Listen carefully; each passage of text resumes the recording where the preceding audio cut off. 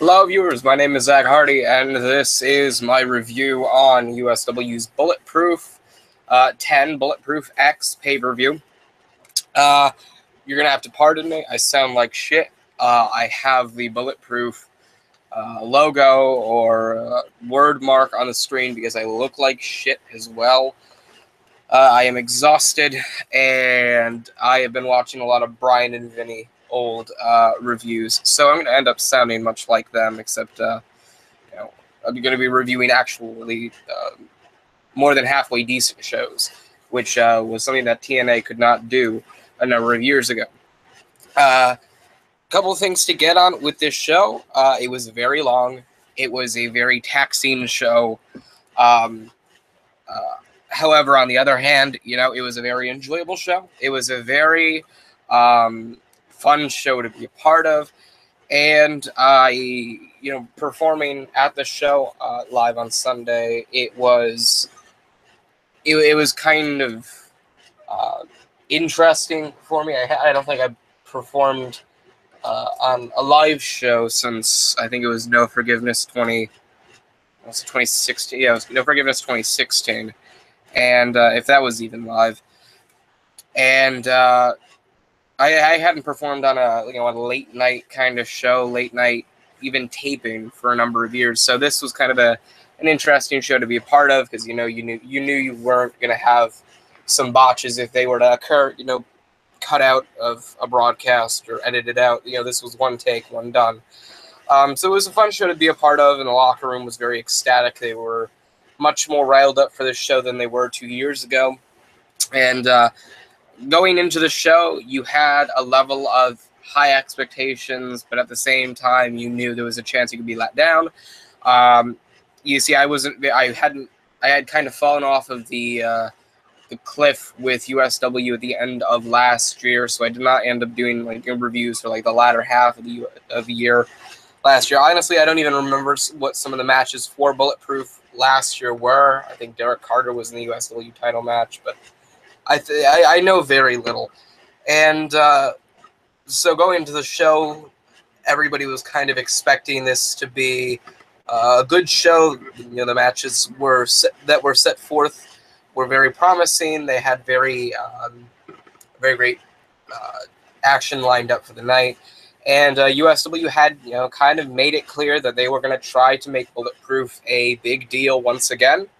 It had been for a number of years before Call to Greatness kind of took over the reins.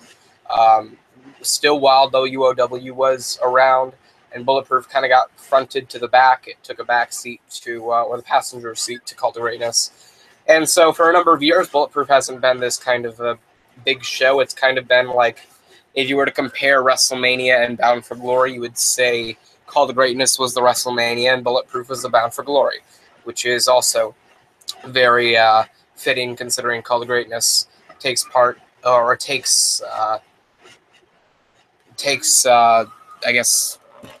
is held around the same time as WrestleMania, and the same can go for both Bulletproof and Bound for Glory. But on the other hand, there were a lot of people that were thinking, all right, well, you know what? We trust these guys. They know how to book a show. They know what they're talking about. They haven't let us down before. But at the same time, they kind of thought, well, this is a wrestling promotion, wrestling company. So when it comes down to entertainment, this spectacle that they were kind of bringing it forth as, there was a lot of kind of hesitation from a lot of the fans that were looking forward to the show, but at the same time, we're hoping for it to be a wrestling show, not hoping for it to be some sort of entertainment spectacle. And that also goes along with the question that I got from a fan at a Q&A session that we did earlier in the day. And it was, what was your thoughts on some of the worst pay-per-views in USW's run? And, I mentioned Final Chapter, I think, from 2015, Hellfire from 2013, and somebody mentioned Steel Purgatory from 2014, which, looking back on it, because, I've been able to look back at some old pay-per-views from USW's heyday, and, Steel Purgatory wasn't a bad show looking back at it. There was some great action, especially while the company was still in its infancy. But I think the reason why pay-per-views that are kind of mediocre at the time, like Steel Purgatory, that actually ends up looking better than most WWE pay-per-views look in today's era.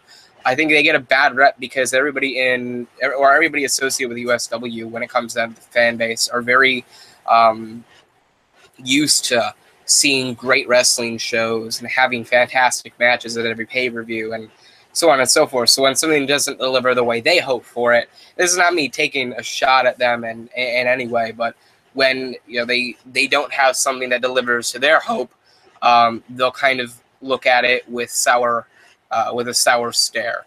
And there are pay-per-views that kind of have that to be said about them. For example, Final Chapter in 2015, Hellfire in 2013, which suffered from bad booking and mediocre matches, but at the same time, it was a case of that's not the same thing for Steel Purgatory, but it didn't deliver to the hope that the fans had, so therefore it's automatically looked at as this bad pay-per-view. And I kind of have understood that as time has gone on, because I'm very involved with promotions like USW, but at the same time with promotions from the outside, watching how they take part in like the WWE and like Impact Wrestling, like Ring of Honor, like New Japan, like Progress, like Evolve, like PWG, so on and so forth. And I see the different aspects of each promotion. Like Impact Wrestling is one of these kind of promotions that is struggling, and that I like personally, a performer like me would love to perform for Impact, because it's a chance to be able to bring them back up into a term of relevancy, which is something that not a lot of wrestlers will be able to say that they have done. And at the same time, Impact is kind of like a dying breed. It's like a sinking ship, and it'd be interesting to see how you could build that kind of company back up. And that's something that I noticed from them. Seeing the WWE, they're the entertainment wrestling company in the world, the entertainment wrestling company in the world, but I don't think they are the wrestling company in the world. There are many more promotions that put on better shows than the WWE.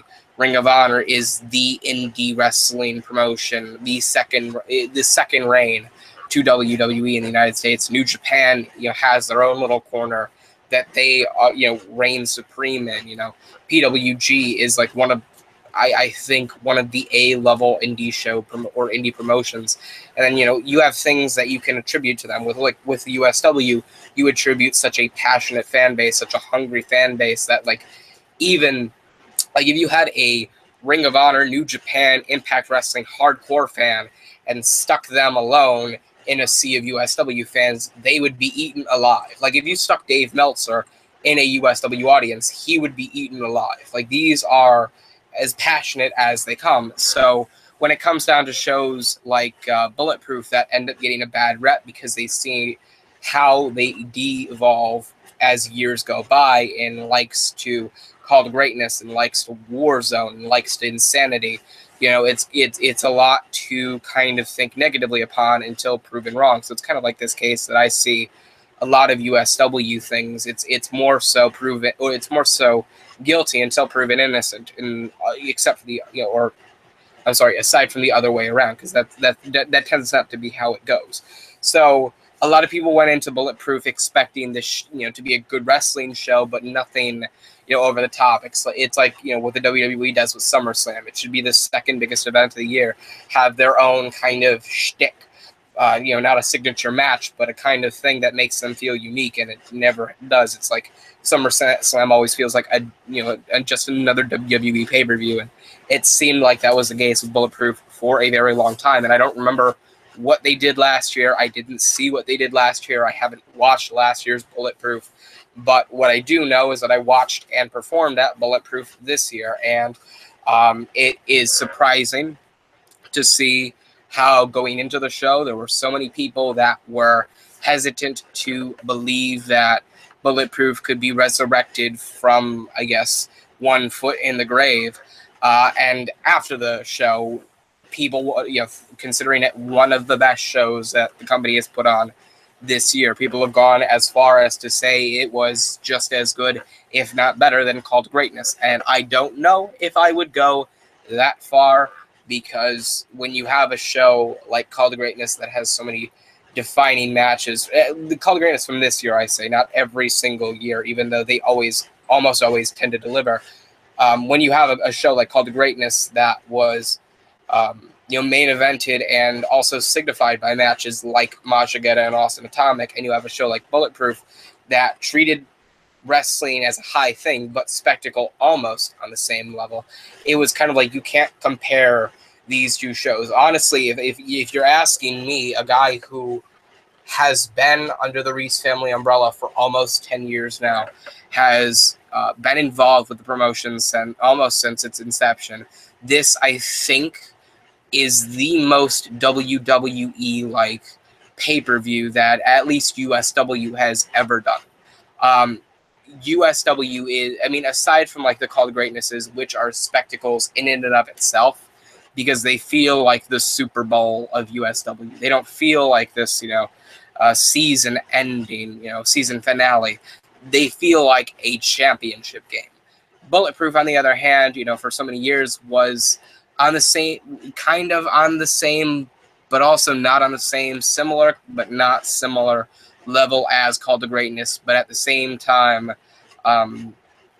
was kind of like the second fiddle to Call to Greatness. So we see how that has changed after this past Sunday night, and I will admit that when I originally watched the show on, I think it was Monday evening, I wanted to watch it earlier in the afternoon, but I completely passed out. I had a long ride back home from Bulletproof on Monday morning. Sunday night into Monday morning. So I did not get to watch too much of Bulletproof. So I ended up, closing out the tab and just, putting it out of mind until later on in the week, until I forgot that the rental ended up closing out after the 48-hour period. So I was like, you know what, I'm just going to pay the $5 extra and take the show. And I remember watching a little bit more than halfway past the main show on that Sunday, but to a large extent I was watching with a group of people, so it was more of a case of you were immersed in this sea of people that knew everybody in the ring personally. I didn't get that one-on-one feeling that I crave so often when it comes down to wrestling, so I ended up going back home and I watched the entire show over again.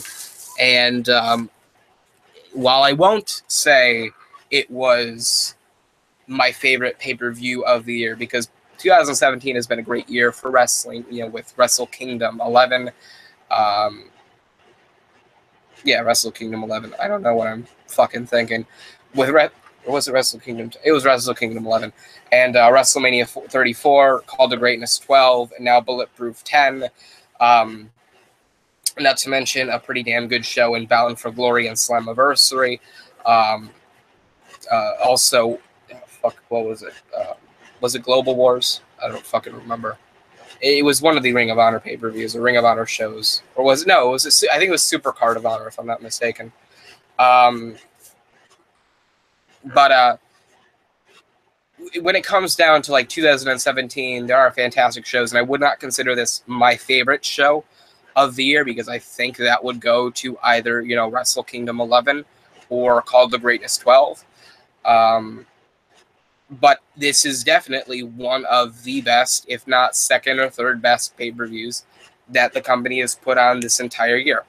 And I love what has happened with USW's main four this year, because I feel like USW, unlike Impact and unlike the WWE have done this year, they've made all four of their pay-per-views feel like a big deal. When it comes to Impact, you had three main pay-per-views. You had Lockdown, you had Slammiversary, and you had Bound for Glory. They did not air Lockdown as a pay-per-view this year, therefore they already got off on the wrong track. Slammiversary and Bound for Glory, on the other hand, performed very well, but they were not, the spectacles that I once, saw them as. On the other hand, with the WWE, SummerSlam did not feel special to me. Survivor Series absolutely felt special. WrestleMania felt special, and the Royal Rumble was, honestly, with me, a hit or miss. It was better than the years prior, but to me, it was a hit or miss. On the other hand, you had the four major pay-per-views that USW put on this year. You had Insanity in January, you had Call to Greatness in April, Warzone in June or July, and you had Bulletproof in November, and all four felt fantastic. You had Insanity, obviously headlined by the Insanity match, which was essentially the USW version of a Royal Rumble, but performed with its own unique rules, so it wasn't like it was completely ripping off like the the top rope match once did, just limiting the participants. Then you had Call to Greatness, which was, Call to Greatness. It sold itself just on name alone. Warzone, you had the intensity versus an intensity, and then severity versus severity, with the added element of if you lost your match, you were packing your bags and going to the other show. I liked that. It was kind of like loser leaves town for every single match. That was a fantastic fucking stipulation for the entire show. Made it feel unique. Other than, or unlike last year, which it kind of felt like it was just, God, I don't even remember what it felt like. It was kind of like just another dual branded show. And then Bulletproof was treated like a WrestleMania. And I think I love what I think USW did with Bulletproof, because they make Call to Greatness like Wrestle Kingdom. There may be one or two defining entertainment parts of the show, but when it comes down to marketability over wrestleability, that was not Call to Greatness in the slightest. Call to Greatness was all about the wrestling, all about the night of wrestling. It's just that there was this extra element of entertainment thrown into it.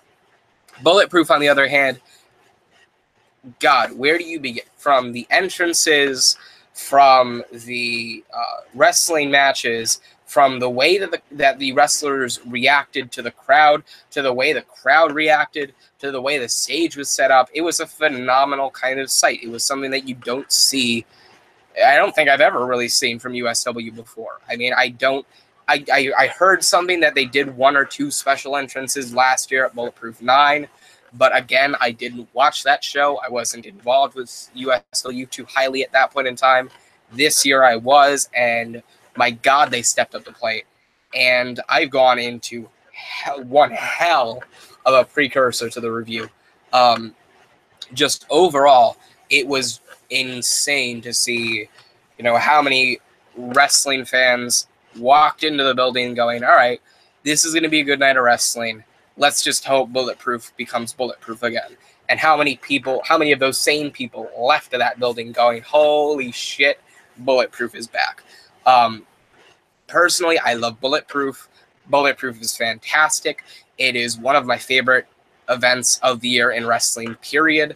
And it's kind of like one of those, like when it comes down to WOW, a lot of the things that USW inherited from WOW, they've kind of made more professional.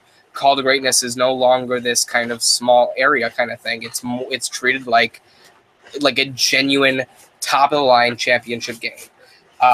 Even though it's a number of championship games by technicality. But on the other hand, I feel like, when it comes down to Call to Greatness, that feels more like a USW thing than a WOW thing. Bulletproof is one of those last remaining things that I feel is like more connected to WOW than it is to USW. And that I love. And I think this turn of treating it like a spectacle is going to end up changing that over the course of the next couple of years. But I have no doubt in my mind that Bulletproof will always remain one of WOW's greatest creations, and one of the greatest things USW acquired from the whole WOW branding kind of thing. Because they dropped a lot of the stuff like Emergence that they only recently picked back up, but the point is there. On the other hand, Bulletproof, the whole point of this is a review. It's a one-man review, so you're going to be hearing me talk for a long period of time in this review. Because honestly, I have a lot of matches to get through. I think there were 17 matches in total. 16 matches were planned, but 17 were done in total. Overall, I'll give a total rating of the show at the very end of the review. I will give a rating to each match after I talk about them.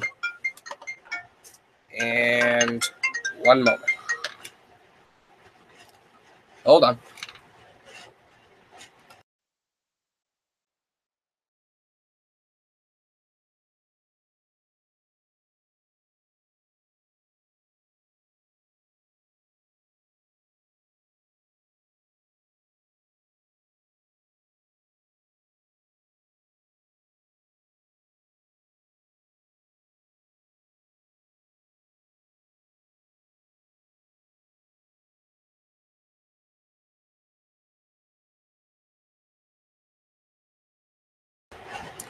Sorry for that phone call. Anyway, there are a lot of matches to get through on the night. It was a 16-match card with 17 matches at the end of the show. I will give a rating out of the scale of 5 after I go down every single match.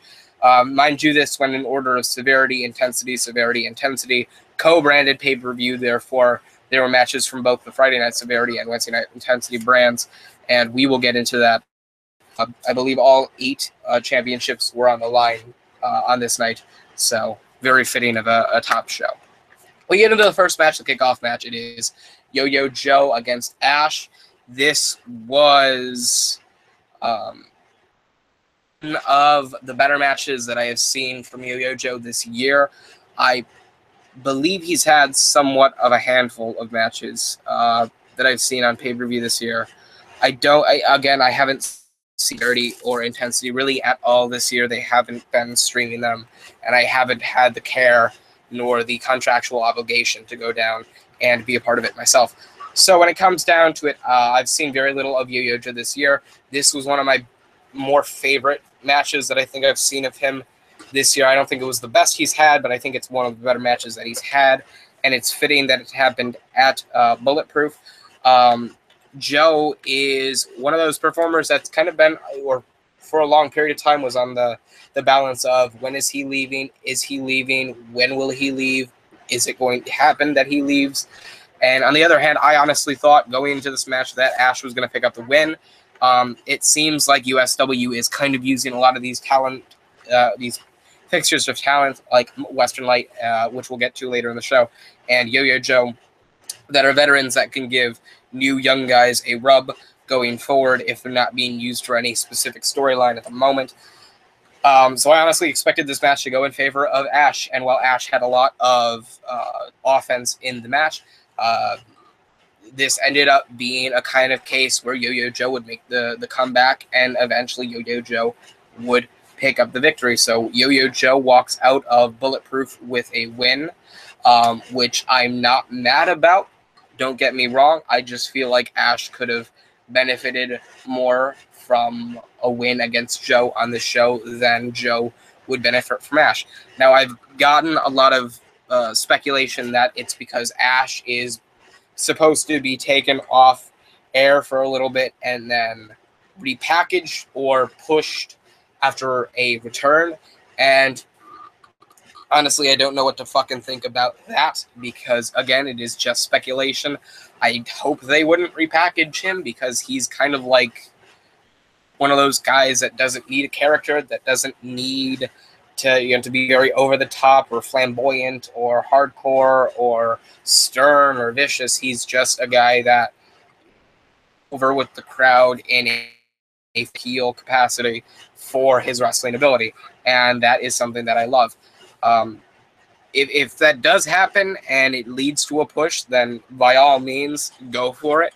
Ash is one of those performers that has been so fucking underrated over the past almost half decade of USW's existence. I don't believe he's held the world championship yet, even though he damn well should have. He's had lengthy feuds and reigns with the Blue Belt Championship and against Anarchy. And honestly, it's about damn time he gets a world championship push.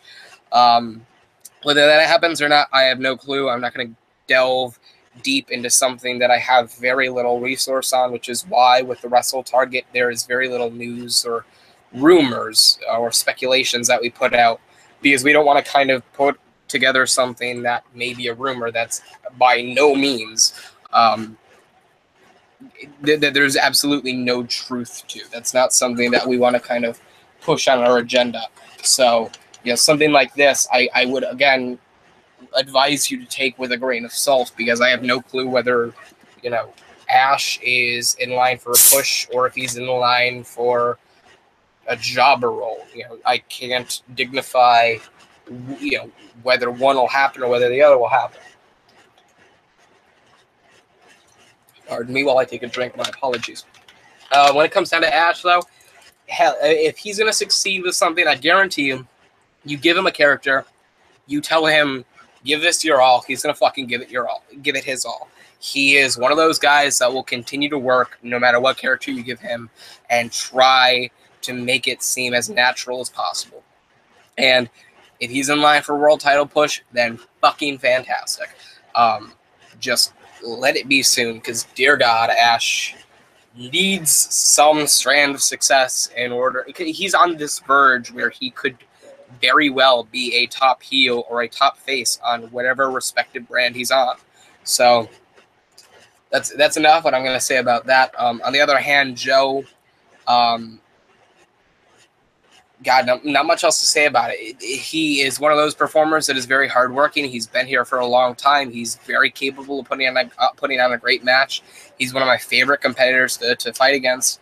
And this was a great match. Honestly, not a great match. This was a very above average, above decent match. You had Yoyo Joe kind of fighting his way out of rest holds, fighting his way out of grapples, tossing Ash into the ropes, and instead of like, I don't know, hitting him with a drop kick, he didn't hit him with a clothesline. And while both are takedowns, there's one that signifies one type of wrestling and one that signifies another type of wrestling. And Yoyo Joe has kind of been staying away from that overtly technical, offensive kind of play scheme, and he's kind of transitioned into more of a powerhouse kind of role. And I like that, and it fits him very well. And overall, above decent match. Great way to start out the show. It got people ready for the rest of the card, and the rest of the card continued to deliver. So 3.75 out of 5. I think that's a very fair rating for the match, and that was Severity's opener. Onto Intensity's opener, we had Zack Hardin versus Morgan Anthony, and I've been very vocal over the past number of months about my not disdain, not dislike, but uncomfortability with Morgan Anthony on the Intensity roster.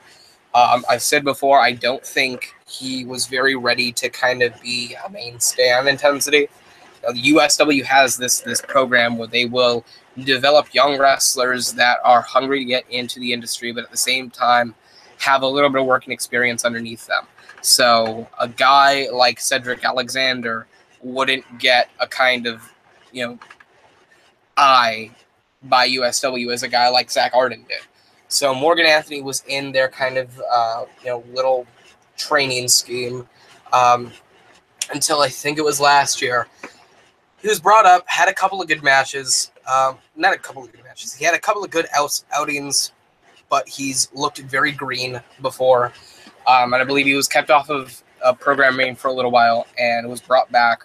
He's now in this feud with Zack Hardin. He looks greener now more than ever. Zack Hardin is a fantastic wrestler. Knows how to work around Morgan Anthony's weaknesses very well. Zack Hardin's been doing this for 7 or 8 years now.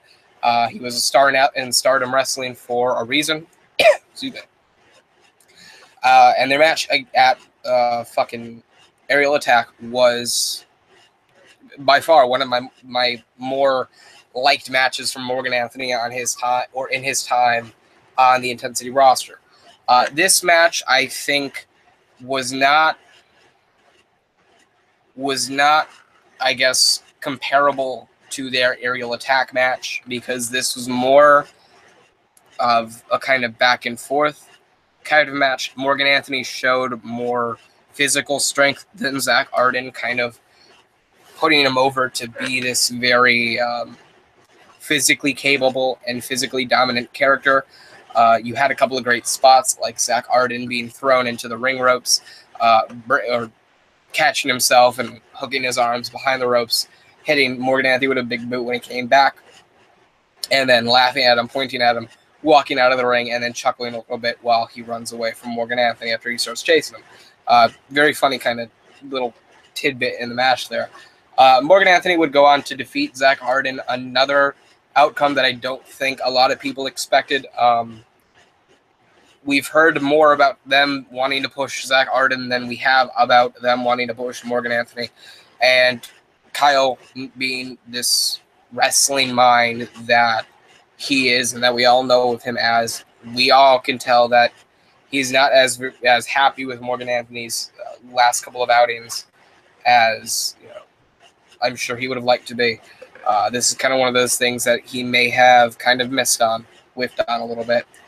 But nevertheless, it wasn't like Morgan Anthony in his wrestling halted what ended up being a terrible match. He did his job. It wasn't a terrible match. It wasn't an awful match, but it by no means was an instant classic. Zack Hardin had a lot of these kind of like high-flying aerial offensive attacks that would take Morgan Anthony down. He would kind of outpower him to an extent from time to time in the match, and of course, Anthony is more physically dominant than Zack Hardin. I believe he's 4 inches taller or 3 inches taller, or something like that. Morgan Anthony, I mean, I don't think he should have won this match. I'm very high on Zack Hardin. He's a fantastic wrestler. He's proven over the past couple of months that he can go in the ring, and he's a very nice, very genuine, and likable guy backstage. He's like somebody that you would want to go and have a beer with and just talk about life with. But when it comes down to this match, I think Zack Hardin, I don't know whether it was the case of it's because he fought Morgan Anthony or because it was bulletproof, but he didn't have as great of an outing as he did at Aerial Attack, and the same can go for Morgan Anthony. However, I'm not going to compare it in ratings to the match that they had at Aerial Attack because it was 2 very different matches. One was playing Fight Back, while the other, not tonight, but this past Sunday, was kind of a case of back and forth. I'll give this match 3.5 out of 5. I think that's a fair rating, a fair assessment. It was by no means a terrible match. Honestly, probably above average. I mean, I probably gave it a higher rating than it should have. Maybe a 3.25 or 3 out of 5 would have done it justice. But hell, I'll give it a 3.5. I'll be nice. Honestly, a lot of people are saying, Zack Hardin couldn't have a great match with Morgan Anthony. Therefore, he's not worthy of a push. And that I find is bullshit. You can't really blame. I mean, let's see this. Kenny Omega is one of the best wrestlers. You know what? Let's go with the better example. Kazuchika Okada is one of the best wrestlers in the world right now. One of the hardest workers in the world right now. And I guarantee you, if he was put in a match with Giant Gonzalez, you wouldn't say, "Oh, this match was Kazuchika Okada's fault because it wasn't a fantastic match. Therefore, he shouldn't be IWGP Heavyweight Champion." And I know a lot of people will say, "Oh, well, this is Kazuchika Okada and Giant Gonzalez." Okada's proven himself with a world title reign. Giant Gonzalez is just a walking fucking stick figure ready to break and at the same time scared to fall down. And you'd say it doesn't compare, but when it comes down to it, if you want to look at it in hindsight, it does compare because you seem like bumbling fucks. If you're going to tell me that Zack Hardin is to blame because the person he was matched up against wasn't... Stop honking your horn! Thank you. That actually worked.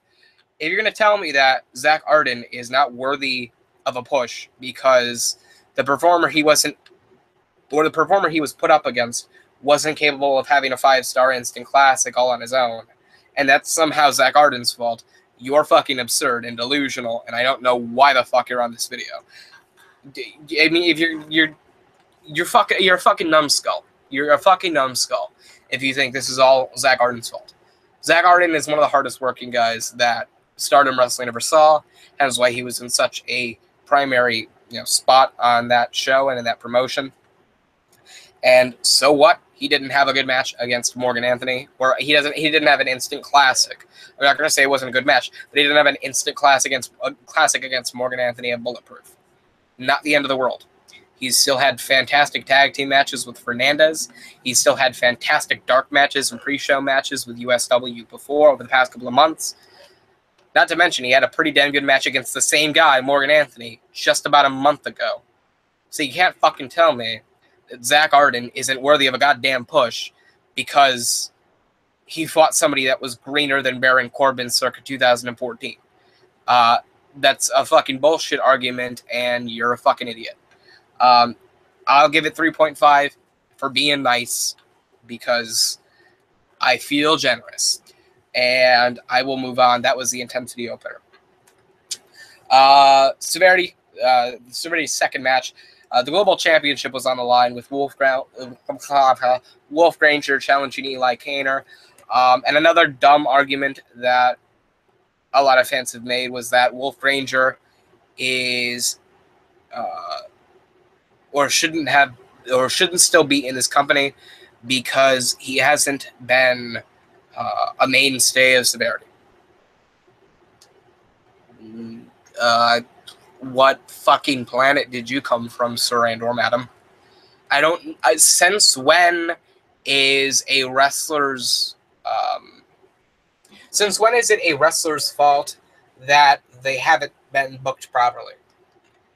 I cannot walk into a USW office, no matter what position I am in the company, the same way I can't walk into Impact Wrestling's booking office and their whole management staff and go, this is what's going to happen at the show.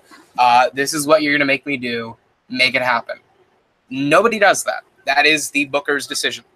If Wolf Granger is not getting proper treatment by the booking team, it is not Wolf Granger's fault. It is the booking team's fault. And one of the very big missed opportunities that the USW machine has had over the past year and a half, and maybe 2 years now, has been the fact that they cannot book Wolf Granger properly. Wolf Granger is one of those characters that could have been Western Light 2.0. But because of the lack of proper direction that the creative team had for him, the fact that they had bigger stars and bigger people to get over on Severity than Wolf Granger, and that their attention was on other guys other than Wolf Granger, is not 100% square on the shoulders of Wolf Granger.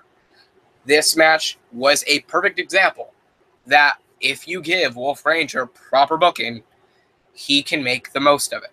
And while this may not have been match of the year, may not have been the match of the century, it definitely proved that Wolf Granger is one of the better wrestlers in that Global Championship division. You have a guy like Eli Cantor, who dropped on the spot in Severity, mid-2017, mid this year? Well, for example, for starters, he started teaming with Tanner Wallace, or Tanner back then, as Surf.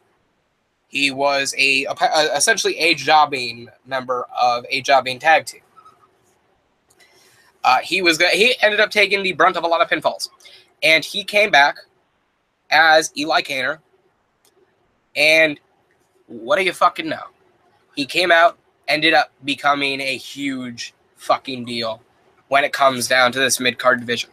He has this arrogance that is perfect in a face or in a heel role, and at the same time is fantastic in the ring and knows how to get either under the crowd's skin or to get them on his fucking bandwagon.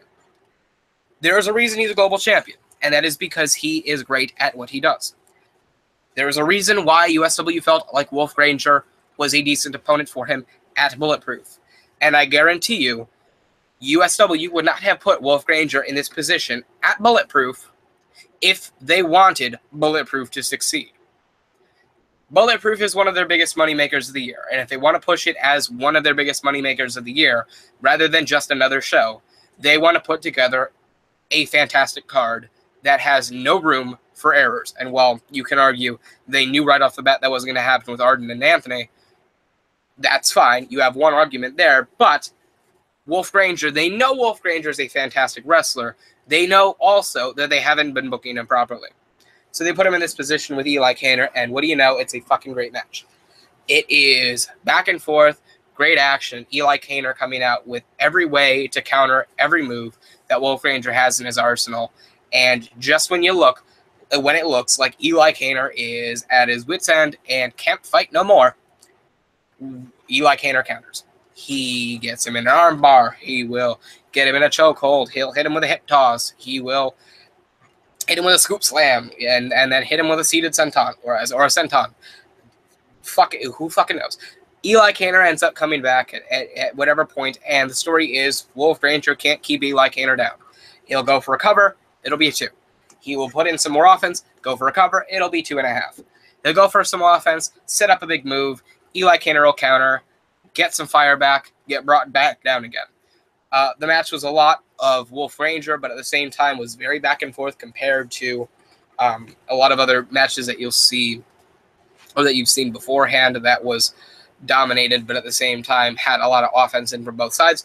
This match was too short. I think it could have gone longer than 12 minutes, but whatever. It delivered for the 12 minutes it was. Wolf Ranger managed to keeping Eli Cantor down. I'm talking out of my ass now because I've got to fill time. I don't know. I don't even know why I'm fucking filling time. I spent like 15 goddamn minutes at the top of the hour just talking about the history of Bulletproof. This is fucking stupid. I sound like I'm a part of the Brian and Vinny show. Fucking hell. I apologize for that. Anyway.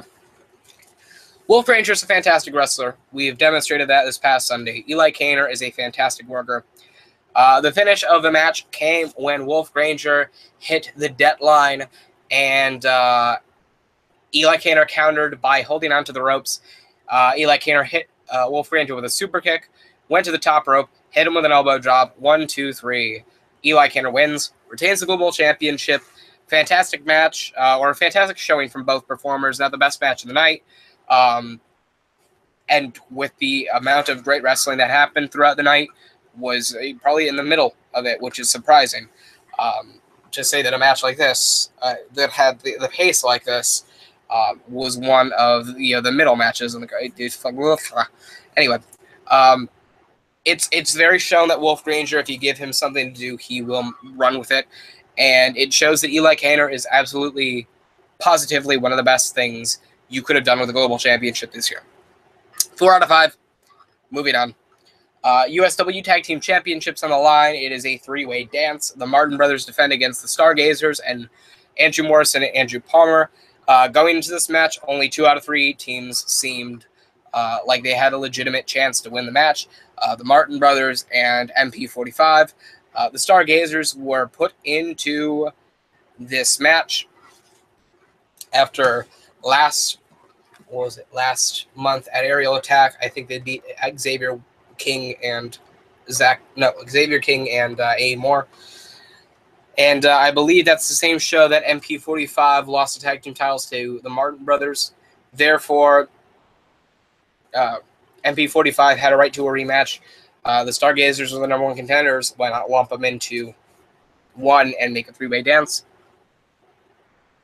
So, God, where do you start talking about this? God, I don't even know where to start. I don't think we can start with the opening bell, really, because it was kind of like just, okay. For you WWE fans that I know a lot of you tune into here and go, I watched a little bit of USW's show, but I didn't like it because I don't know any of the guys.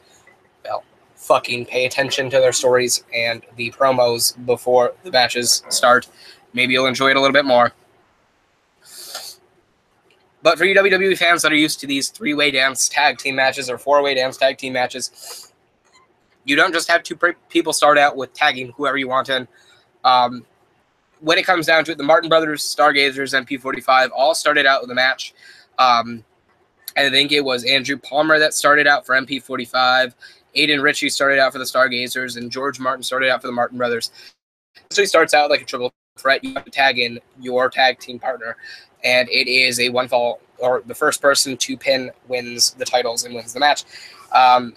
No disqualifications, no countouts. However, the referee must keep, or it is a must that the tag teams, illegal competitors must stay on the apron, cannot get involved in the match unless they are the legal performer. Otherwise, the match will be will be thrown out for that team, and they will be just sent to the back and will continue as a tag team match. So there are at least rules set in play to keep everything organized and strict.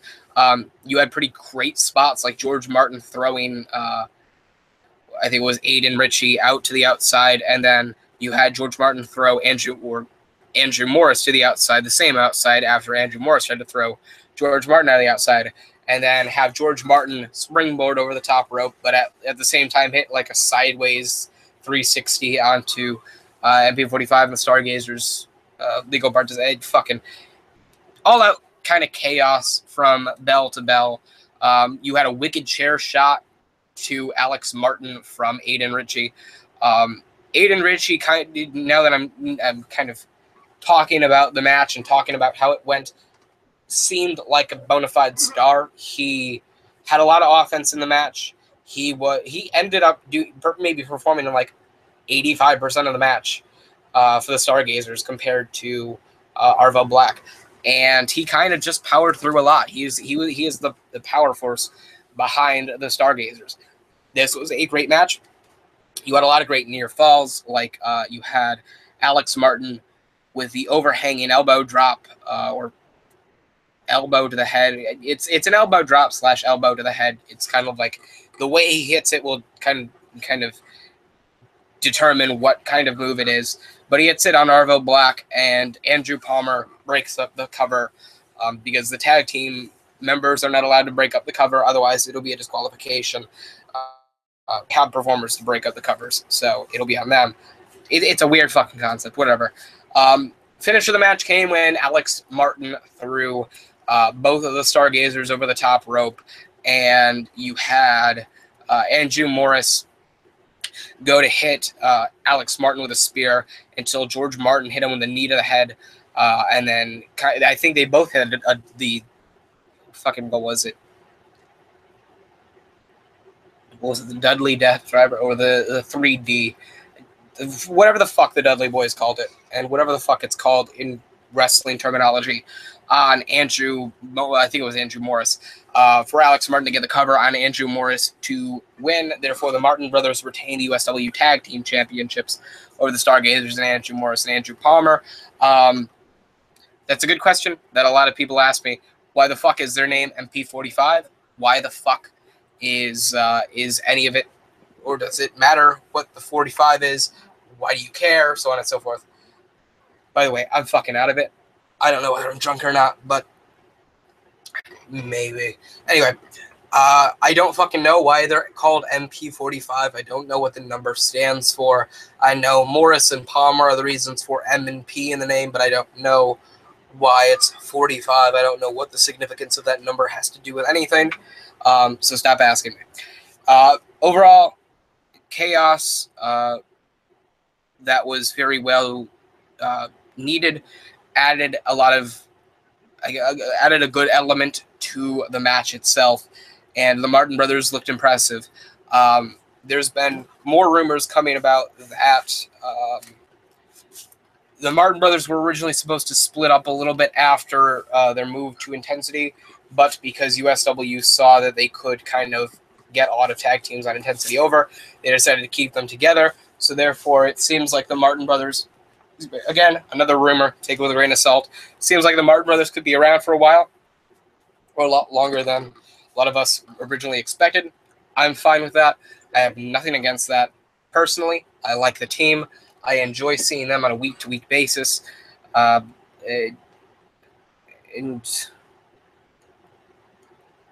that's really all I have to say. 4 out of 5 stars. I enjoyed it. It was an above-average kind of three-way dance match. Jesus Christ. You can tell I'm fucking out of it for this pay-per-view. I am sorry. I am not doing it justice. If you want to watch the entire show, go watch the entire show. I won't restrain you. Go ahead and watch it. I'm not doing the show justice. My apologies for that. I'll try to be more energetic. Anyway, Severity has the next match. It is the number 1 contenders match for the Global Championship, a match that we all knew would deliver. Mika Jordan versus Paulo Orlando, and from the get-go, you expected Paulo Orlando to walk out with the win. That was not the case. Mika Jordan would walk out with the win after the hangnail. The reason you were expecting Paulo Orlando to walk out with the win is because one of the only rumors in USW that we know is true, because it's been confirmed by a lot of the backstage talent that has kind of hinted to it in a nonchalant kind of way. Aside from James being in line for a world title push is the fact that Severity is very high on wanting to push Paulo Orlando. They saw a lot of good in his tag team with George Martin. They saw a lot of good with his original singles work before he was kind of like more than just this tag team performer. He was booked well. He was booked prominently. He managed to make the most out of everything. So they're very keen on Paulo Orlando, which is why you would expect them to put the global championship on him, or at least have him contend for the championship. That seems to not be the case, at least not yet. Mika Jordan walks out of Bullet Proof with a win. This was a very, very good match. Mainly because you have Mika Jordan and Paulo Orlando, who are some of the best workers in the Severity roster today, competing against each other for the rights for a championship match, which, the story is there, the reason to fight is there, and the fight is expected to be good. So therefore, as long as it delivers, everything is set for this to be a memorable part of the show. And it was a very above average fight. You had a huge and kind of nasty spill where Paulo Orlando went and hit a springboard from the inside of the ring off of the top rope into the barricade. He went kind of for like a forearm. Mika Jordan moved, shoved him into the barricade. Therefore, Paulo Orlando went rib cage first into the barricade, and then threw Paulo Orlando back into the ring for a count of 2, and I think it was a 2.5. So a scary scene there. Not like the whole kind of thing of, oh, I hope he's all right, but kind of a thing of like, oh, that was sick. You can see the lack of emotion in my voice. But overall, very fantastic match. You even had a false finish with Paulo Orlando tossing Mika Jordan off the top rope and then hitting a nasty bullet drop kick to the face of Mika Jordan for a 2.5 count. But at the end of the day, Mika Jordan hits a hangnail on Paulo Orlando for the win. Mika Jordan becomes the #1 contender for the Global Championship. Very fine match. I enjoyed seeing this match. It was one of the bigger highlights of the show. And I see good things for Paulo Orlando going forward. A lot of people are saying, he hasn't been in the promotion long enough. He isn't very deserving of a USW champion, not a USW champion, a championship run just yet. He needs to continue proving himself. And I can see an argument there, but at the same time, I don't see too much of an argument. You've got a guy like Paulo Orlando who is incredibly gifted in the ring and incredibly gifted on the microphone and can handle everything with grace and professionalism. And, he teamed with George Martin in Severity to start his career. George Martin turned on him. He had a good feud with George Martin at the beginning of the year, I believe it was, or at the end of last year. Just because I didn't stay in touch with the USW doesn't mean I didn't read about their year. Just remember that.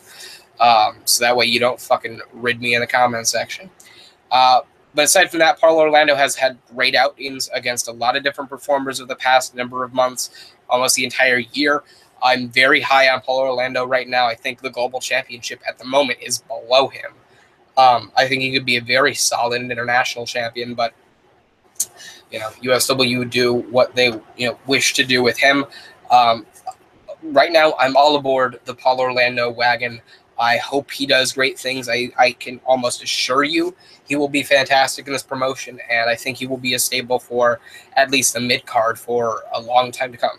So Paulo Orlando has a very, very promising career in front of him. And Mika Jordan, God, this motherfucker needs to run the camp at some point. Like, Mika Jordan is... He's one of the most underrated, beloved performers USW has seen, I think, since its inception. Like, you've got a guy like Mika Jordan who can go in the ring on the levels of like Kenny Omega and is fantastic on the mic, is fantastic in the ring, has never held a world championship, at least not to my knowledge, has never even contended for the world champion, or maybe he has once or twice. But aside from that, he's been in the promotion for almost 2 years. At some point, you need to have Mika Jordan as one of the top faces in the company. He is beyond one of the parts of this next generation of USW talent. and this new era that a lot of people are describing it as.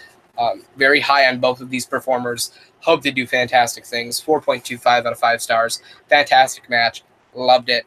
Moving on. Fernandez and Gringo, who constantly refer to themselves as marvelous the entire night, defeated Amor and Xavier King. I don't have much to say about this match. It was a prototypical tag team match. Fernandez and Gringo played to their strength, which is getting underneath the crowd's skin very well, perfectly, fantastically. And overall, it was very happy to see them back together. I know it had been a talking point about how USW wanted them to get back together, but didn't know quite how to execute it. So I'm glad that's gone into development. Xavier King and Amor, I'm not too high behind as a tag team. They had a great showing against the Stargazers last month, but God, you all know Xavier King is a fantastic, one of the most underrated wrestlers in the company today. And Amor, on the other hand, is fantastic when you give him the right work and the right material. So it was absolutely criminal that they have been paired together because they just have nothing for them on intensity. That's sad, because Xavier King can absolutely be a dominant blue belt champion or a dominant USW champion, and Amor could be a fantastic blue belt champion, fantastic red belt champion. But again, a prototypical tag team match. Not too much back and forth. Went for about 10 minutes, and that was about that. 3.5 out of 5. Not much to talk about. There was no memorable spots, no high portions of the match. Just that. So, yeah. I guess a low point of the card overall. Next match was an answer by Severity, in a resounding answer, was Verse 9 defending the International Championship against Suzuki Kirikashi, the leader of the Promised Land. And just before we even get into this match, the Promised Land is one of my favorite parts of the Severity roster. It is a stable of Tanner Wallace, Blaine North, and Suzuki Kirikashi that has apparently mended very well and has gotten very over with the USW crowd over the past couple of months. Suzuki Kirikashi, everybody had been waiting for him to step up onto either the Intensity roster or Severity roster for like almost over a year and a half at that point in time. And he's just been rising up through the ranks of USW over the past number of months. So this was a fantastic way to cap off his summer. He had a fantastic outing here. Verse 9 was a fantastic international champion when it came down to defenses and retaining his title in convincing fashions. Suzuki Kirikashi, on the other hand, used his strength, used his speed and quickness and agility to his advantage against Verse 9, ultimately coming out with a big knee to the head of Verse 9 in the corner, putting him into the middle of the mat, covering him for the 3 count, walking out the new international champion, Suzuki Kirikashi, the new international champion. Therefore, the Promised Land has one championship, I believe their first championship, as a stable under their belt, into their notch here at Bulletproof. Overall, really great match. At this point in time, Severity have been hammering it home that they are the top brand in the company. Excuse me. You had a phenomenal outing by Kirikashi, seemed resilient. Even as a bad guy, you kind of wanted to cheer him. And at the same time, you knew you couldn't because you just wanted to cheer Verse 9 a little bit more. It was very enjoyable, very energetic. The crowd was lively to all hell for this match. It was a fantastic show. And you really have nothing bad to say about this match. The Promised Land didn't even get involved, so you can't say, Kirikashi didn't deserve to win. And that's the beautiful thing that I see about USW and tag teams and stables, is that they don't always need the heels to interfere in the match in order for the heel to win.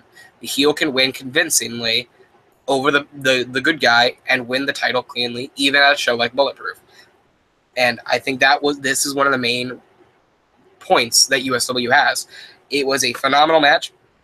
Kirikashi had a phenomenal outing, And verse 9 served his purpose as international champion, built that title up pretty well, and now it's Kirakashi's turn to make it feel meaningful. So this match was a 4.25 out of 5 on my ratings. I was very tempted to give it a 4.5, but being as it was on the same level of greatness as Jordan and Orlando, and I gave that match a 4.25, wasn't willing to move it up a notch. I had to give this match a 4.25 out of 5 as well because I had no real argument to give it anything more. So great match. Looking forward to seeing what the Promised Land does from here on out. Looking forward to seeing what Suzuki Kirakashi does from this point forward, and how the International Championship is treated on severity. I think it's, aside from the World Championship, the USW Championship, the most prominent championship in the company, which is a good thing. So yeah, there's that. Intensity answers back with a Red Belt Championship match, Anarchy against James. James defends the belt against Anarchy. And at this point in time, before going into the show, you kind of knew that James was not going to walk out as the champion, because if rumors were true, he was going to lose the title and he was going to be set for a World Championship push, which was, of course, the USW Championship. This match was great. This match had all. The one thing that I think took away from the match was that there were too many stops, too many rests. It went for about 20 minutes, but there were about 2 or 3 rests for about maybe 45 seconds or more. The crowd, however, was over and were into it. They were chanting, "Let's go James, let's go Anarchy." And neither of these guys are really heels. Anarchy, I think, is a prominent face, and I think James is a prominent face. However, deep down, I think you knew, as USW fans, I think they all knew James was not going to walk out as the champion. And so when it came down to the finish of the match and Anarchy hitting the backstabber, or what did he call it? The Chaos Theory? I think he called it the Chaos Theory. For the cover on James, 1, 2, 3, Anarchy becomes a new red belt champion. James is set up for greater and greener pastures.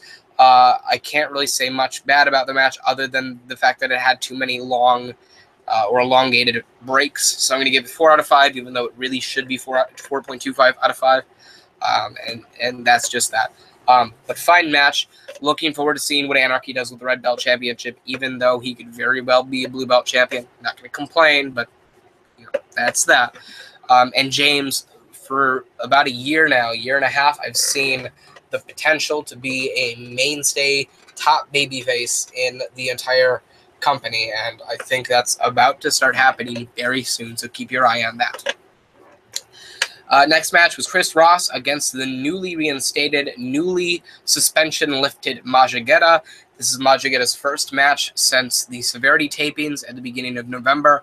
Obviously, I did not touch on this on YouTube because we did not have all the answers, and at the same time, I felt it would be in bad taste to kind of give my thoughts on such a bad situation for the company that I'm supporting. And if I were to kind of support either side, it would be in bad taste. So I decided to go away from that. But if you're not familiar with it, if you haven't been staying in the loop, the rumor mill, the wrestling dirt sheets, or the Wrestle Target, Majigeta was suspended for 25 days at the beginning of November because he was leaving a Severity show or a Severity taping on one of the Tuesdays. I think it was the first Tuesday in November. And he was leaving the show, and a fan who was, I guess, leaving, but noticed that there were performers leaving the building, who was under the influence, threw a joint at Majigeta, and Majigeta picked it up, broke it in half, and threw it back at the guy. And the guy yelled to Majigeta that your wife would have appreciated, or he yelled, your wife would have appreciated that, or come on, your wife would have appreciated that. And then Majigeta turned around and punched the dude in the face. The dude then jumped over the barricade and tried to attack Majigeta before Security kind of held him back. The guy decided not to press charges because he knew he wouldn't be able to walk through a USW door or a building without being eaten alive again. And at the same time, he knew he was in the wrong. But at the same time, Majigeta was in the wrong, so therefore Majigeta was suspended for 25 days until Bulletproof, hence why at the WOW reunion show it started out as Zack Hardin versus Cannon, and why Crosby Thorne was added in, and Majigeta was taken out. So it was a whole mess, and this was his first match back. His suspension was lifted on the morning of that Sunday, or this past Sunday. So this was his first match back in 25 days. And the crowd, of course, because Majigeta is a bad guy, chanted, marijuana at him through a large portion of the match. Or, you got suspended. You got suspended. So, these kind of like digging under his skin kind of thing over and over again. We expected Majigeta to win. However, out of punishment, you can absolutely understand that this was out of punishment. Chris Ross ended up beating Majigeta in the match. So no real rhyme or reason to it. Chris Ross could have very easily lost the match considering what happened later on in the night. Majigeta could have won, could have gone back into the main event picture, but whatever, disciplinary things have to happen. Completely understood. 4 out of 5. Both men held back very little, but at the same time, the match suffered from being only 12 or 13 minutes long. I think it could have gone for a very solid 20 minutes and very enjoyable. But aside from that, Chris Ross, the Mobocracy, wins, beats Majigeta, goes on to the remainder of the show, and we'll talk about what happens with him later in the show as well. Next match was Western Light versus Dwayne Porter. Western Light defeated Dwayne Porter after a very solid match. Great match to go out on. And I say go out because the big talking point of Bulletproof was the fact that after the match, in a moment that I think we all saw coming, but didn't expect it to happen the way that it did, I fucking forgot about a bunch of the entrances as well. I don't think we even had an entrance up to this point.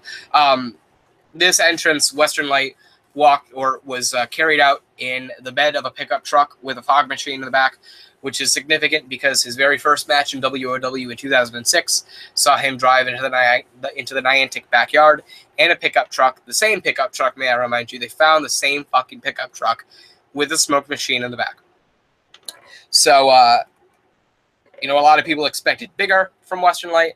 However, they didn't understand exactly what the symbolism for his entrance was until after the match. So Western Light beats Dwayne Porter. They show the replay and everything, and Western Light is getting ready to leave the ring before helping Dwayne Porter up, shaking his hand, and Dwayne Porter leaves. Western Light walks over to the ropes, gets a microphone, and a little behind the scenes for you. At this point in time, everybody is staring at the big screen backstage, and we're all watching the show. And, we're all talking or whatever until Western Light gets a microphone, and then we're all silent. O'Leary, Cannon, myself, Chris Ross, Majigeta, we all ended up hushing. We understood that Western Light was going to talk, and I think deep down we all knew what he was about to say. Not going to lie, I got a little teary-eyed. Cannon got a little teary-eyed. Chris Ross got a little teary-eyed. Lone Wolf got a little teary-eyed. It was a very kind of gloomy sight in the backstage area once he picked up the microphone, because I think everybody that was backstage immediately knew what was happening. We all knew that he was not going to be in USW for much longer. We knew he was going to be stepping away or retiring altogether. And what was sad was the way he delivered it. I think the opening lines were, it's been one hell of a ride now, hasn't it been? And it was a case of he got the microphone, looked down, and then looked up into the hard camera, smiled with a tear running down his right cheek, and said, "It's been one hell of a ride now, hasn't it been?" Looking at the crowd, to which they all popped, started clapping, gave him a standing ovation. And then he went down and kind of cut us down limb by limb. He said, it's been 12 years. It's been a fantastic 12 years. And I would have never expected my career to go the way it has been. Hit home on his debut in 2006, broke down the symbolism of his entrance, kind of did a whole shoot about how management wanted him to come out on a tank. And he said, no, I was coming out the same way I went in. and which was very symbolic. Rained down how he never expected to be at this point. He never expected that WOW in 2006 would become USW in 2017. Never expected that any of this would have been possible. Thanked the crowd, thanked people in specific, like Sunkissed, like Morbid, like Cannon, Majigetta, and specifically Yoyo Joe. Thanked the crowd, thanked his wife, thanked his kids, thanked the fans, told him he loved them, told him that he was USW throughout, from skin to bone, was not going anywhere. If there was anywhere he was leaving to, it would be home and nowhere else, because USW is the blood that runs through his veins. Very touching promo. And at this point in time, all of us started kind of clapping backstage, and we were letting the tears flow. Not to mention, Western Light was like one of those father figures that you saw in the backstage area. He was a father figure. He was a best friend. And, once somebody leaves USW, we know that they're not going to be in the locker room from that point on forward. The weekly shows will be different because they won't be there. The pay-per-views won't be there. I had the same treatment when I left in 2016. I know there were times where guys left and were greeted on their last show, were thanked and everything like that, and how it took a while to kind of rebuild the aura backstage. And said, listen, I am USW through and through, and tonight I retire. I go out the same way I walked in, and I walk out the same way I wanted to walk in 12 years ago, with all of you behind me, all of you supporting me. I love you, and I thank you. Never forget me, because I will never forget you. Have a great night. I will see you soon. And drop the mic. At this point in time, everybody in the building, with a heartfelt send-off, thank you. I heard chants of "we love you." I heard a chants of "thank you." Everybody was on their feet. Everybody gave him a standing ovation. He walked back into the pickup truck.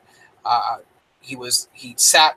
It was kind of funny because he sat on the top part of the cab of the pickup truck while it drove up the ramp, and stopped. He did the whole pat on the top of the truck for it to stop, and he stood up in the bed of the car, or the bed of the truck, he motioned for everybody to simmer down. Everything went silent, and then he just bowed and waved, and the truck went by, and everybody was clapping, "Thank you, Western Light," over and over again. Very touching moment, very sad moment, and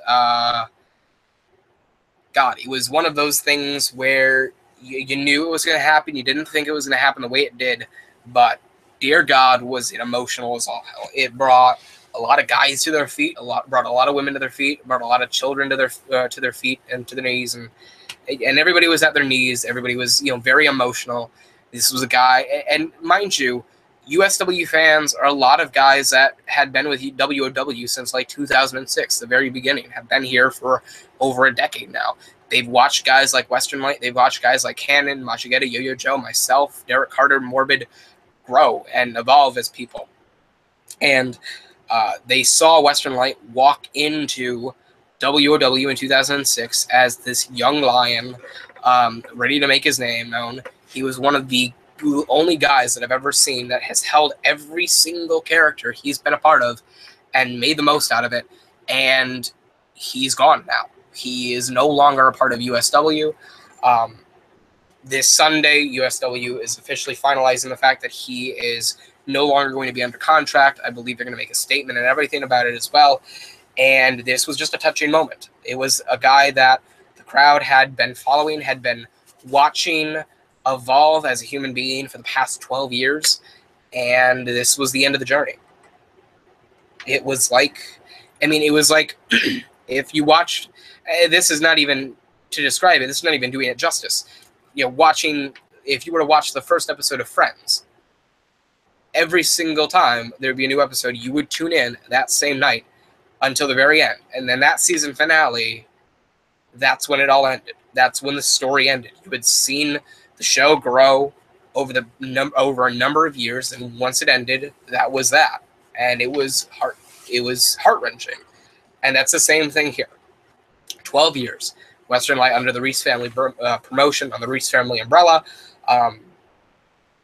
Everybody grew to love and respect Western Light, and seeing him go was very hard. It was a very gut-wrenching thing, and I remember writing about ranking the entrances from Bulletproof from worst to best, and I was a little emotional writing Western Light's piece, because it was a case of just knowing that it was like one of the only things that we could really write as an update. It's like, it was less than, or I think it was a little over 24 hours later, and it was still sitting into me that, you know, there he went. You know, it was a case of, I mean, even when he walked through the curtain, I shook his hand and I hugged him, and I was like, thank you for everything.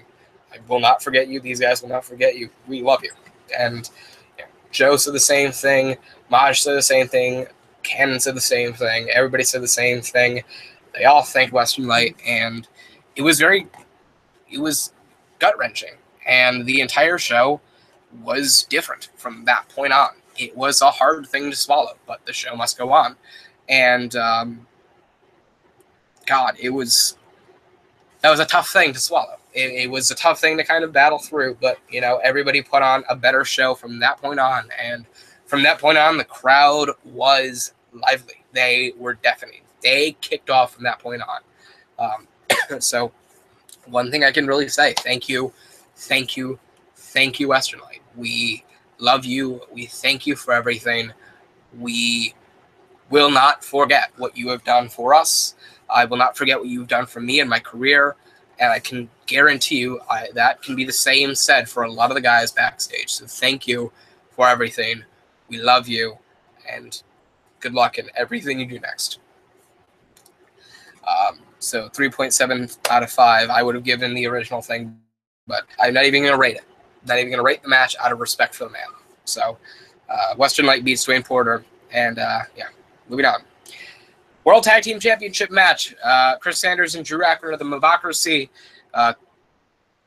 challenge Jack Ramsey and Austin Cole for the World Tag Team Championships. Again, just like every Jack Ramsey and Austin Cole match, fantastic match, fantastic work. They really knew how to get underneath the crowd's skin. They really knew how to work their characters well.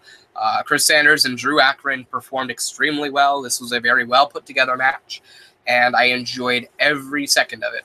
I'm very glad that these guys were put into a 2-on-2 match. There was talk about wanting to put Blaine North and Tanner Wallace in it, and while I don't disagree that that would have been a great match as well, we'd already seen a three-way dance for the tag team titles earlier in the show, so I'm glad that didn't happen here. But when it comes to Jack Ramsey and Austin Cole, I don't think there's a better tag team in the company than Ramsey and Cole.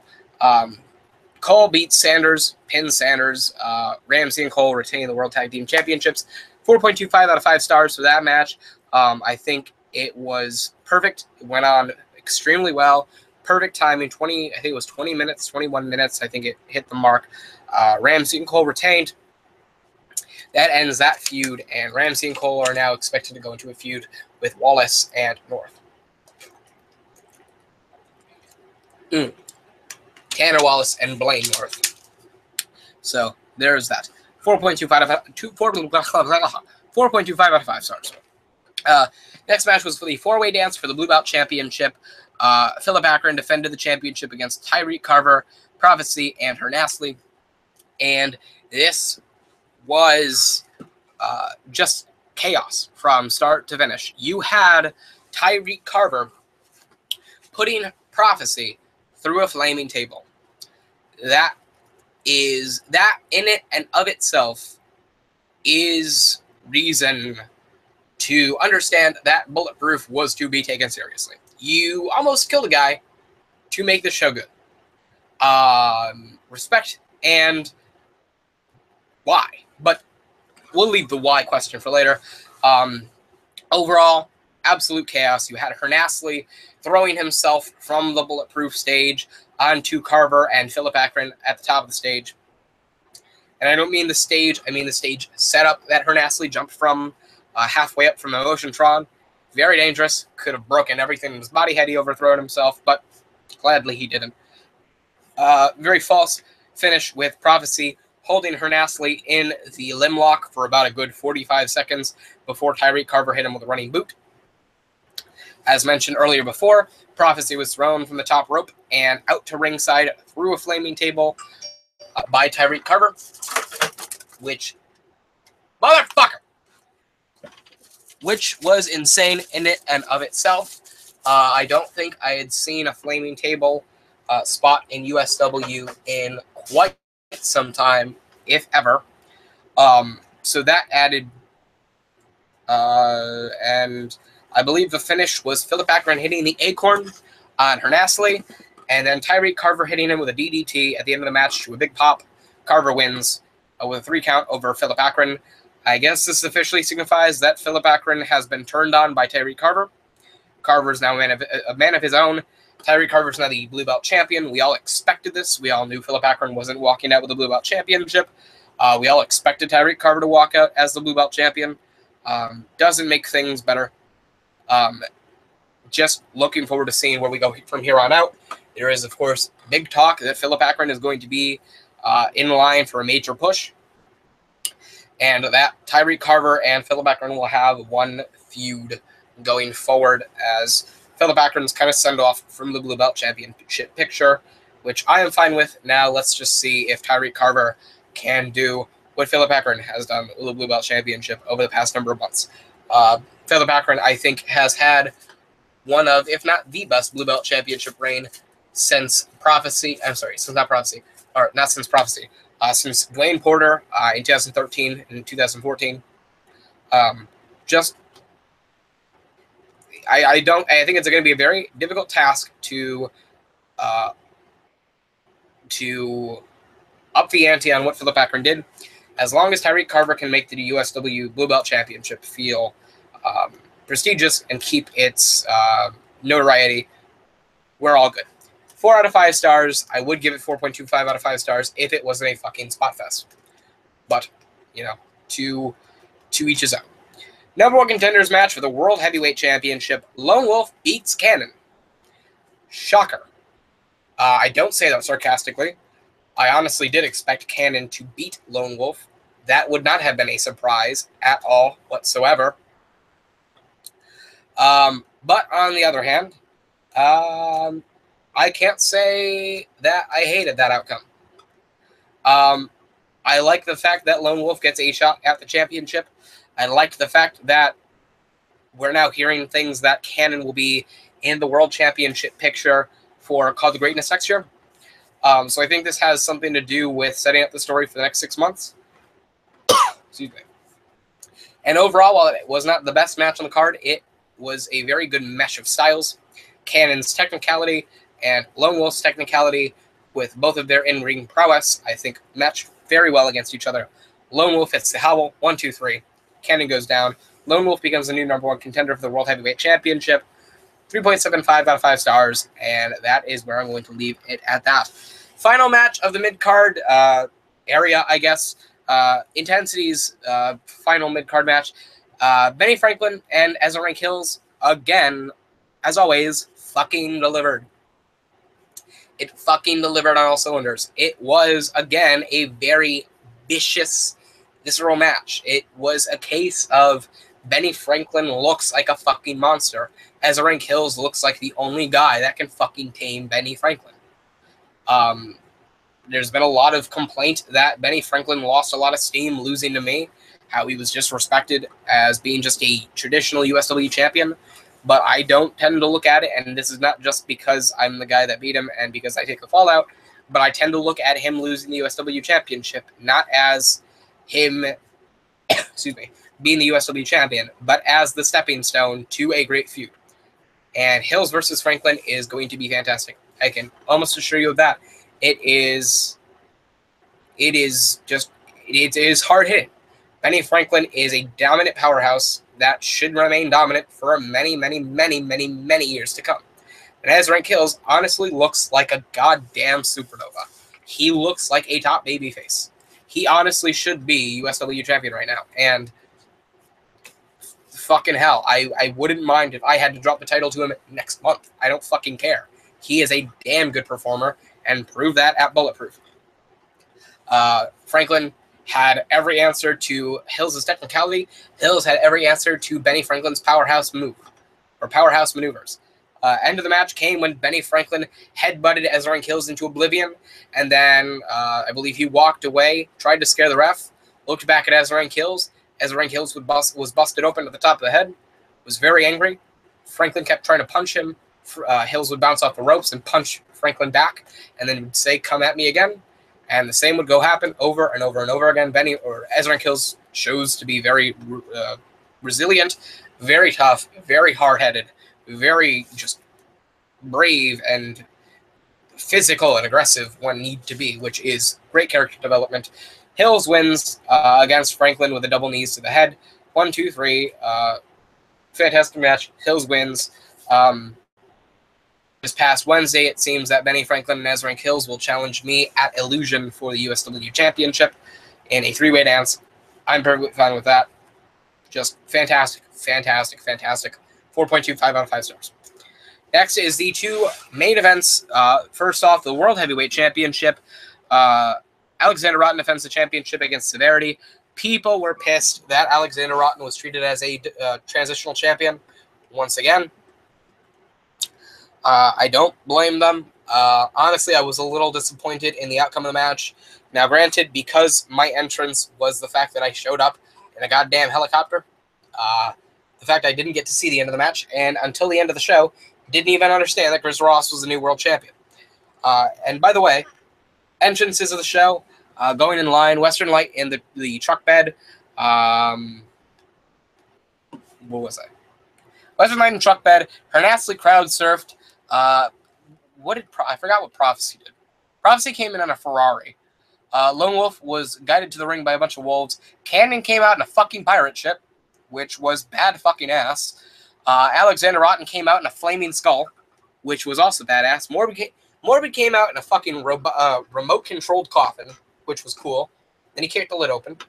Alexander Rotten was encapsulated in a flaming skull that was doused in gasoline for the most part, lit on fire, and then he kicked the teeth out of the skeleton, or I'm sorry, of the skull, and walked out with the World Championship high above his head, which was fucking badass.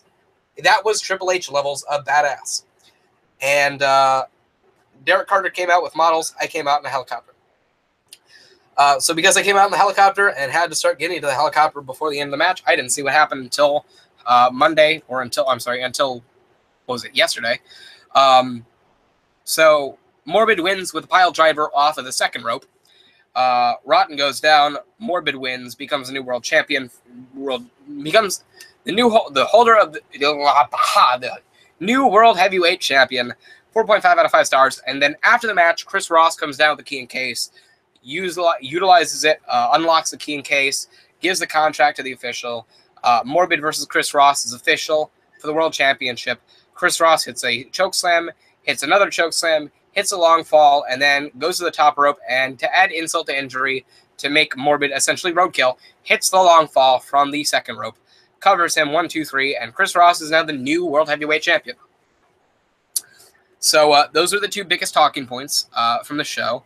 Actually, the biggest talking points were Western Light retiring, Chris Ross becoming the new world champion, Alexander Rotten looking more of a badass than Triple H, myself coming up on a helicopter, and Cannon coming out, and again, a fucking pirate ship that shot T-shirts and confetti into the damn crowd. What the fuck? I'm not going to complain. Not going to complain, because honestly, fucking loved it. This show was fantastic. Chris Ross beats Morbid, new world heavyweight champion. I'm looking forward to seeing what Chris Ross does from here on out. He is the leader of the Mobocracy, therefore the Mobocracy has the majority of power on Severity. And it's interesting to see that Chris Ross is the world champion, leader of the Mobocracy, and Suzuki Kirikashi is the international champion, leader of the Promised Land. So it's interesting to see if their paths will cross anywhere soon. Morbid beaten down, Alexander Rotten beaten down. Rotten looks like a vicious man on the edge of breaking. Morbid looks like he's pissed and hurt. So, outcome of that match was fantastic. Then we get into the main event for the USW Championship, which, goddamn, I am thankful we got to go over pretty damn well. Derek Carter challenging myself, Zack Hardin, for the USW Championship. I don't really like talking too much about my matches on reviews, but because it was the main event, I can't really defend not talking about it too much. It was the main event of Bullet Proof, for fuck's sake, so we have to talk about it. Derek Carter comes out to the ring with models under his arms. Every single step he took down the ramp was a new model that he gained underneath his arms. I came out in a fucking helicopter because I thought I would end up being the badass of the show, but then Alexander Rotten kicked the teeth out of a skull, and Canton came out again in a fucking pirate ship! So, again, I was beaten to the punch of badassery. I defended the USW Championship. The match from start to finish was great. At least I thought it was great. I don't like putting myself in the mode of Zack Hardin, looking back at my matches. So therefore, my match, I just look at it as an outsider. Thought it was a great match. Derek Carter proved to hold his own. I proved to hold my own. The story of the match was that Derek Carter ran intensity after I was gone, and then I came back, took intensity back. So this was my way of officially claiming back intensity as my own. So that was the storyline behind that.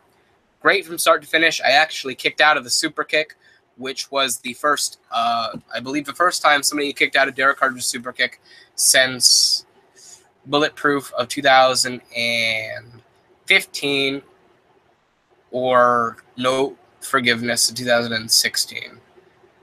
I have no clue. I've completely fucking forgot. But either way, Derek Carter fought back, and then I fought back, and then hit him with a discus lariat, so on and so forth.